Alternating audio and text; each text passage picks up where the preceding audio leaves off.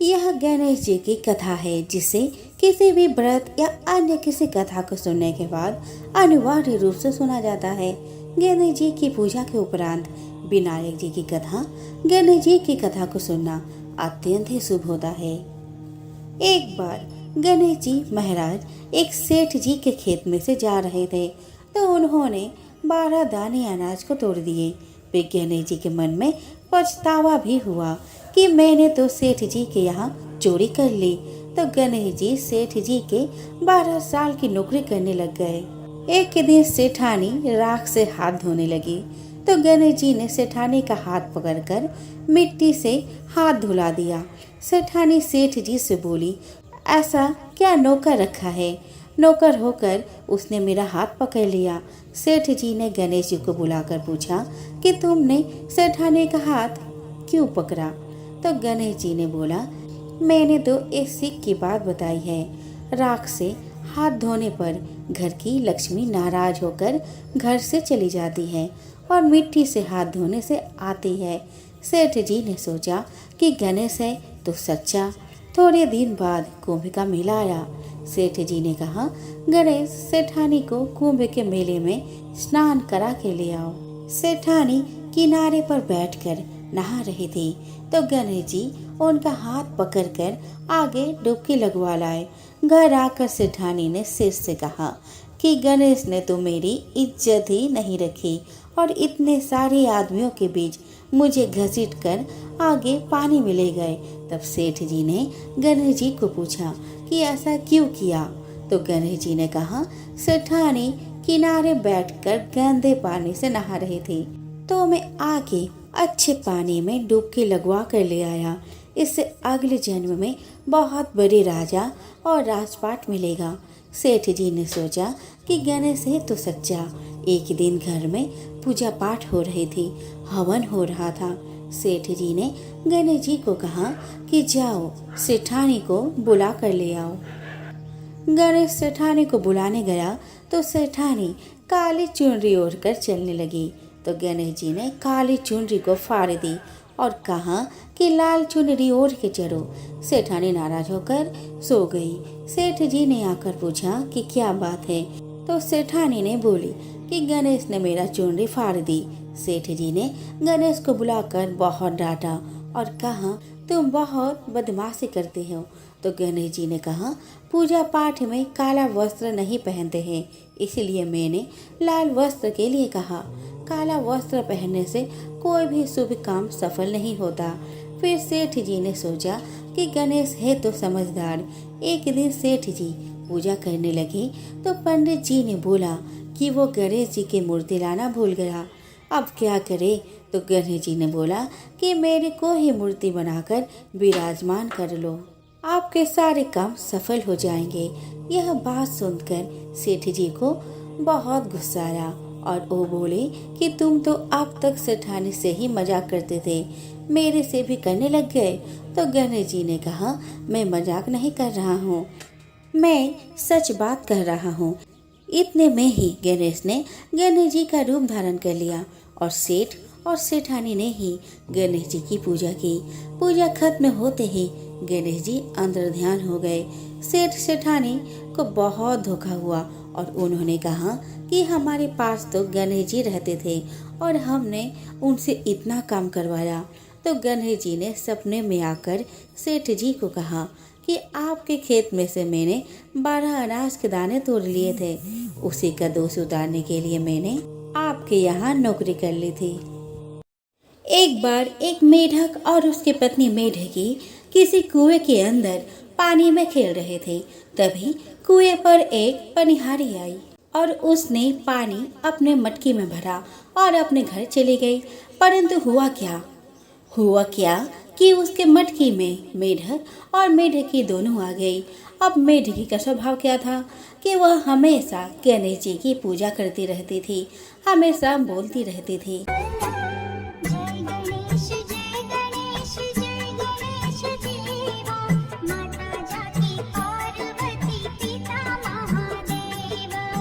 लेकिन इसके इस स्वभाव से मेढक को बड़ा गुस्सा आता था। वो हमेशा कहता था कि हमेशा उस सूर वाले का नाम लेती रहती हो, कभी मेरा नाम तो लेती नहीं। और इस बात पर कभी कभी खूब जमकर झगड़ा भी करता था। अब क्या होता है कि पनिहारी उनको अपने मटकी में भर कर ले गई थी।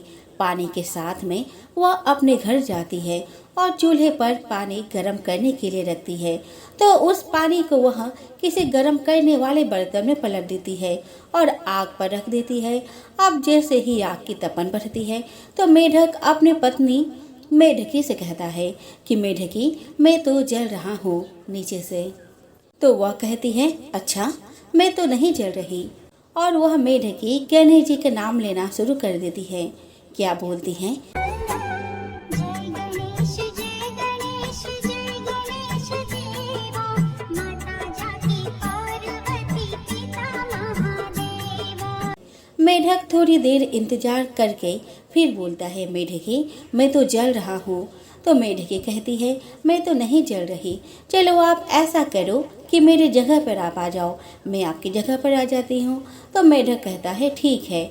मेढकी फिर गाना गाना शुरू कर देती है। जय गणेश जय गणेश जय गणेश देवा, माता जाकी पार्वती पिता महादेवा। मेढक फिर कहता है, अरे मेढकी, मैं तो फिर जलने लग गया। तो मेढकी कहती है, पता नहीं तुम्हारे साथ में क्या होता है, तुम बार बार जलने लगते हो। ऐसा करो कि तुम भी गणेश जी का नाम लेना शुरू कर दो, क्योंकि मेरे नीचे तो बिल्कुल भी आग नहीं चल रही है। तो वह कहता है, मैं तो नहीं लेता हूँ सूर वाले का नाम, तू ही ले उसका नाम, मैं तो नहीं लूँगा। तो वह कहती है, ठीक है, तुम्हारी मर्जी। वह दोबारा गाना गाना शुरू कर देती है। जय गणेश जय गणेश जय गणेश देवा, माता जाकी पार्वती पिता महादेवा। मेढक को ऐसा एहसास होता है कि गणेश जी की आरती बोलने से मेढकी को तो कोई आग का असर नहीं हो रहा, लेकिन मैं तो जल रहा हूँ। तो क्या करता है, मेढक भी शुरू कर देता है गणेश जी का नाम लेना। तो दोनों के दोनों मटके के अंदर क्या बोलते हैं, गणेश जी की आरती बोलना शुरू कर देते हैं।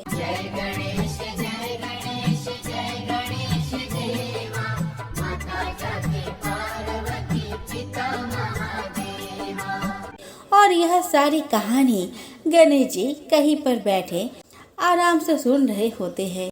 तो गणेश जी को उन पर तरस आ गया और क्या करते हैं, गणेश जी बछड़े का रूप धारण करके आते हैं और उस बर्तन में लात मार देते हैं, जिससे कि क्या होता है कि सारा पानी गिर जाता है। मेढक और मेढकी दोनों के दोनों बाहर आ जाते हैं और कुएं में कूद जाते हैं। अब क्या हुआ, मेढक और मेढकी दोनों बच गए, जलने से बच गए। एक बुढ़िया थी, वह बहुत ही गरीब और दृष्टिहीन थी। उसके एक बेटा और बहू थे। वह बुढ़िया सदैव गणेश जी की पूजा किया करती थी। एक दिन गणेश जी प्रकट होकर उस बुढ़िया से बोले कि हे बुढ़िया माँ, तू जो चाहे सो मांग ले। बुढ़िया बोली, मुझसे तो मांगना नहीं आता, कैसे और क्या मांगू। तब गणेश जी ने बोला कि आप अपने बहू और बेटे से पूछ कर मांग ले।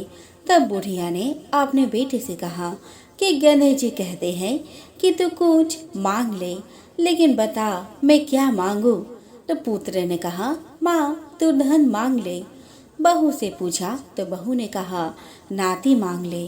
तब बुढ़िया ने सोचा ये तो अपने अपने मतलब की बात कह रहे हैं, अतः उस बुढ़िया ने पड़ोसन से पूछा तो उसने कहा, बुढ़िया तू तो थोड़े दिन जिएगी, तू क्यों धन मांगे और क्यों नाती मांगे, तू तो अपनी आंखों की रोशनी मांग ले, जिससे तेरी जिंदगी आराम से कट जाए। इस पर बुढ़िया बोली, यदि आप प्रसन्न हैं तो मुझे 9 करोड़ की माया दे, निरोगी काया दे, अमर सुहाग दे, आंखों की रोशनी दे, नाती दे, पोता दे और सब परिवार को सुख दे और अंत में मोक्ष दे। यह सुनकर गणेश जी बोले, बुढ़िया माँ तुमने तो हमें ठग लिया, फिर भी जो तूने मांगा है वचन के अनुसार सब तुझे मिलेगा। और यह कहकर गणेश जी अंतर ध्यान हो गए उधर बुढ़िया माँ ने जो कुछ मांगा वह सब कुछ मिल गया। हे गणेश जी महाराज, जैसे तुमने उस बुढ़िया माँ को सब कुछ दिया वैसे ही सबको देना। एक समय की बात है कि विष्णु भगवान का विवाह लक्ष्मी जी के साथ निश्चित हो गया। विवाह की तैयारी होने लगी। सभी देवताओं को निमंत्रण भेजे गए, परंतु गणेश जी को निमंत्रण नहीं दिया गया। कारण जो भी रहा हो, अब भगवान विष्णु की बारात जाने का समय आ गया। सभी देवता अपने पत्नियों के साथ विवाह समारोह में आए। उन सब ने देखा कि गणेश जी कहीं दिखाई नहीं दे रहे हैं। तब वे आपस में चर्चा करने लगे कि क्या गणेश जी को न्योता नहीं है या स्वयं गणेश जी नहीं आए हैं। सभी को इस बात पर आश्चर्य होने लगा। तभी सबने विचार किया कि विष्णु भगवान से ही इसका कारण पूछा जाए। विष्णु भगवान से पूछने पर उन्होंने कहा कि हमने गणेश जी के पिता भोलेनाथ महादेव को न्योता भेजा है। यदि गणेश जी अपने पिता के साथ आना चाहते हैं तो आ जाते, अलग से न्योता देने की कोई आवश्यकता भी नहीं थी। दूसरी बात यह है कि उनको 1.25 मन मूंग, 1.25 मन चावल, 1.25 मन घी और 1.25 मन लड्डू का भोजन दिन भर में चाहिए। यदि गणेश जी नहीं आएंगे तो कोई बात नहीं, दूसरे के घर जाकर इतना सारा खाना पीना अच्छा भी नहीं लगता। इतनी वार्ता कर ही रहे थे कि किसी एक ने सुझाव दिया, यदि गणेश जी आ भी जाए तो उनको द्वारपाल बनाकर बैठा देंगे कि आप घर का ध्यान रखना। आप तो चूहे पर बैठकर धीरे धीरे चलोगे तो बारात से बहुत पीछे रह जाओगे। यह सुझाव भी सबको पसंद आया तो विष्णु भगवान ने भी अपनी सहमति दे दी। होना क्या था कि इतने में गणेश जी वहां आ पहुंचे और उन्हें समझा बुझाकर घर की रखवाली करने बैठा दिया गया। बारात चल दी। तब नारद जी ने देखा कि गणेश जी तो दरवाजे पर ही बैठे हुए हैं, तो वे गणेश जी के पास गए और रुकने का कारण पूछा। गणेश जी कहने लगे कि विष्णु भगवान ने मेरा बहुत अपमान किया है। नारद जी ने कहा कि आप अपने मूषक सेना को आगे भेज दे तो वह रास्ता खोद देगा, जिससे उनके वाहन धरती में धंस जाएंगे। तब आपको सम्मान पूर्वक बुलाना पड़ेगा ही। अब तो गणेश जी ने अपनी मूषक सेना जल्दी से आगे भेज दी और उसकी सेना ने जमीन को खोखला कर दिया।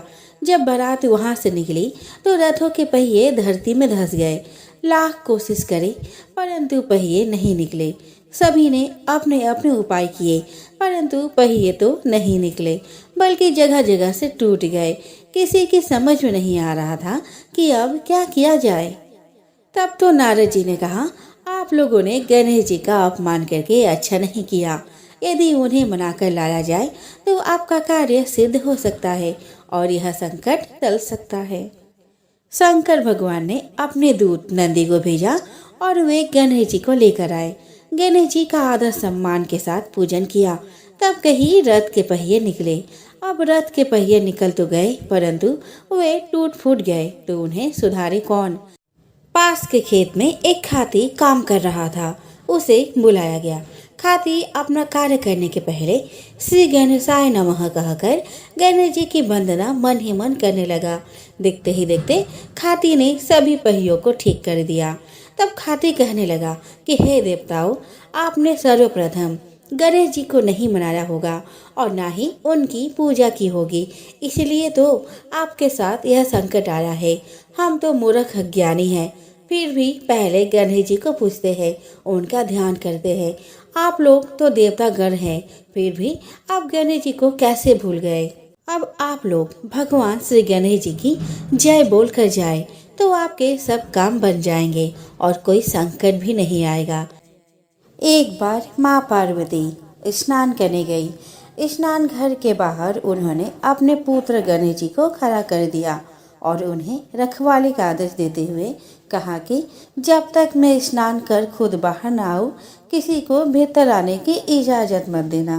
गणेश जी अपनी माँ की बात मानते हुए बाहर पहरा देने लगे। उसी समय भगवान शिव माता पार्वती से मिलने आए, लेकिन गणेश भगवान ने उन्हें दरवाजे पर ही कुछ देर रुकने के लिए कहा। भगवान शिव ने इस बात से बेहद आहत और अपमानित महसूस किया।